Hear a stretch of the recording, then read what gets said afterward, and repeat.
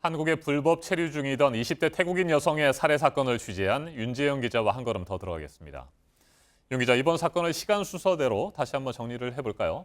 네, 사건은 경기도 안성의 한 공장에서 같이 근무하던 20대 태국인 여성 불법 체류자 A씨와 50대 한국인 남성 김모 씨가 지난 1일 행방불명되면서 시작됐습니다.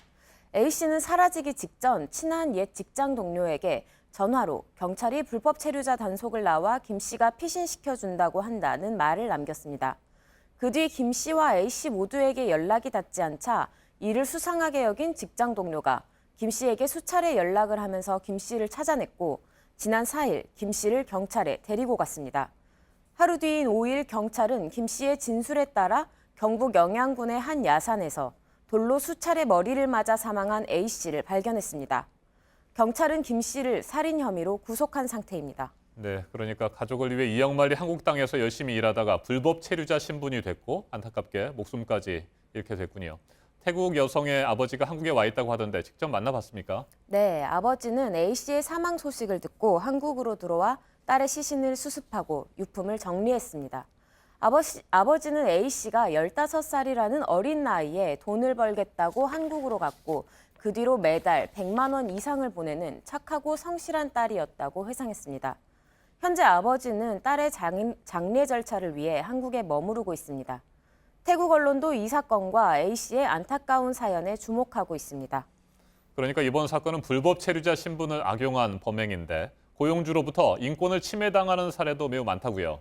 네, 임신 중에 현장관리소장으로부터 폭행을 당했다고 말하는 중국인 서모 씨의 사례도 마찬가지입니다. 서 씨의 주장에 따르면 소장은 서 씨의 남편이 불법 체류자라는 약점을 이용해 임금 약 640만 원을 지급하지 않고 임금 지급을 요구하는 서 씨에게 폭행을 가했습니다. 서 씨와 같이 한국인 고용주 등으로부터 폭행이나 폭언, 임금 체불과 같은 부당행위를 당하는 불법 체류자 비율은 통계로도 확인할 수 있습니다. 국가인권위원회의 2015년 조사에 따르면 건설업에 종사하는 불법 체류자 109명 중 절반 이상이 작업 현장에서 조롱 또는 욕설을 들은 적이 있다고 답했습니다. 3명 중 1명 이상은 임금 체불을 경험한 적이 있다고 했고 약 5명 중 1명은 폭행을 당한 경험이 있다고 응답했습니다. 네, 윤 기자, 4년 전 출입국관리법이 개정되지 않았습니까? 지금은 불법 체류자라고 하더라도 범행 피해를 입게 되면 비교적 안전하게 도움을 받을 수 있다고 하던데 구체적으로 설명을 좀 해주시죠. 네, 경찰은 원래 불법 체류자가 범죄 피해를 신고한 경우 출입국관리사무소에 신고자의 신상 정보를 알리고 인계할 의무가 있었습니다. 하지만 2013년 법 시행령이 개정돼 경찰은 더 이상 이러한 통보 의무를 지지 않습니다. 불법 체류자라 하더라도 법에 따라 피해를 구제받을 권리가 있다는 겁니다. 전문가들은 불법 체류자 문제에 대해서 인권을 침해하지 않으면서 자진 출국을 유도하는 방향으로 접근해야 한다고 조언합니다. 알겠습니다. 윤재영 기자, 수고했습니다.